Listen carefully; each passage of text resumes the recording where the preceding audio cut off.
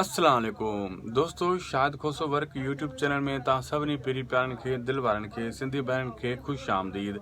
अॼु रिव्यू कंदासीं mega soap serial पंहिंजावेरी ड्रामे जा काफ़ी एपिसोड तव्हां ॾिठा आहिनि।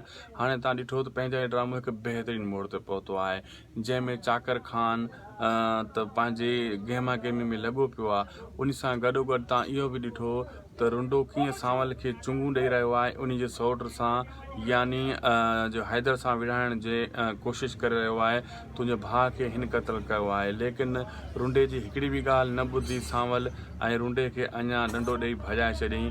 होॾां जेको आहे रुंडो इहो बि चई रहियो आहे, अगरि असां तुंहिंजे भाउ जा कातिल जो आहे त तुंहिंजे भाउ जा हॾा बि न लभनि हा।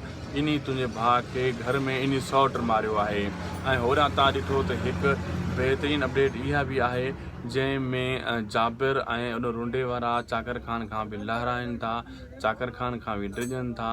मन चाकर खान मथां असां ते शक करे, शक त पइजी वियो आहे चाकर खान खे। कोशिशि उनजी इहा आहे त चाकर खान खां बचूं कहिड़े बि तरीक़े सां, न त असांखे उबतो टंगे छॾींदो। तॾहिं जाबिर पंहिंजे साथियुनि खे बि ॿुधाए रहियो आहे त चाकर खान खां बचो बचो बचो। बहरहाल अॼु जो वीडियो दोस्तों पुॻो पंहिंजी पुॼाणी ते। अगरि तव्हांखे अपडेट सुठी लॻी, महिरबानी करे असांजे यूट्यूब चैनल खे ज़रूरु सब्सक्राइब कंदा। शायद खोसो वर्क खे अल्लाह हाफ़िज़।